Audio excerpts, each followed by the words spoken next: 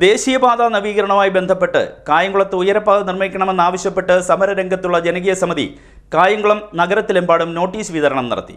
കായംകുളത്ത് നവകേരള സദസ് നടക്കുന്നതിന്റെ പശ്ചാത്തലത്തിലാണ് നോട്ടീസ് വിതരണം നടത്തിയത്. കായംകുളത്ത് ശനിയാഴ്ച മുഖ്യമന്ത്രിയും മന്ത്രിമാരും പങ്കെടുക്കുന്ന നവകേരള സദസ് നടക്കാനിരിക്കെയാണ് ദേശീയപാത നവീകരണവുമായി ബന്ധപ്പെട്ട് കായംകുളത്ത് ഉയരപാത നിർമ്മിക്കണമെന്നാവശ്യപ്പെട്ട് സമരരംഗത്തുള്ള ജനകീയ സമിതി കായംകുളത്ത് നോട്ടീസ് വിതരണം നടത്തിയത്. നാഷണൽ ഹൈവേ സമരസമിതിയുടെ നോട്ടീസ് വിതരണം നമ്മൾ ഇന്ന് രാവിലെ ആരംഭിച്ചു. ജനങ്ങൾ വളരെ ആവേശപൂർവ്വമാണ് നമ്മുടെ നോട്ടീസിനെ സ്വാഗതം ചെയ്തത്. വണ്ടി നിർത്തി നോട്ടീസ് കൈപ്പറ്റി അവർ സ്വയം വായിക്കുകയും കുറഞ്ഞത് 10 പേരെ കൊണ്ടെങ്കിലും വായിപ്പിക്കുകയും ചെയ്യാമെന്ന വാഗ്ദാനം നൽകിയാണ് പലരും മടങ്ങിയിരിക്കുന്നത്. ജനങ്ങളുടെ ആവേശത്തോടെ ഒപ്പം നിൽക്കാൻ സമരസമിതിയും തയ്യാറാവണം. കൂടുതൽ ആളുകൾ സമരമുഖത്തേക്ക് വരണം. കായംകുളത്ത് നാളെ മുഖ്യമന്ത്രി വരുന്നതുകൊണ്ട് ഇന്ന് നടന്ന നോട്ടീസിന് പ്രത്യേക പ്രാധാന്യമുണ്ട്.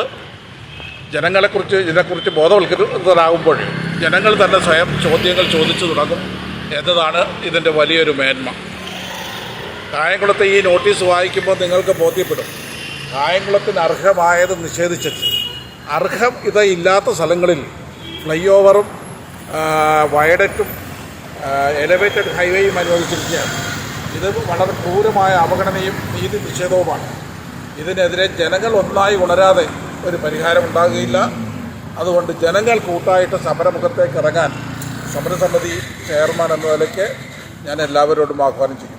ദേശീയപാത നവീകരണത്തിൽ കായംകുളത്ത് ഉയരപാത നിർമ്മിക്കണമെന്നതിന്റെ ആവശ്യകത നോട്ടീസിൽ ബോധ്യപ്പെടുത്തുന്നുണ്ട്. അതോടൊപ്പം തന്നെ നിലവിൽ അടിപ്പാതകൾ മാത്രമെന്ന സാഹചര്യത്തിൽ ഉണ്ടാകാവുന്ന പ്രതിസന്ധികളും നോട്ടീസിൽ എടുത്തു പറയുന്നു. ദേശീയപാത അതോറിറ്റിയുടെ വീഴ്ചകളും നോട്ടീസിൽ വ്യക്തമാക്കുന്നുണ്ട്. ജനകീയ സമിതി ഭാരവാഹികളാണ് നോട്ടീസ് വിതരണത്തിന് നേതൃത്വം നൽകിയത്. CDNet news, Kayamkulam.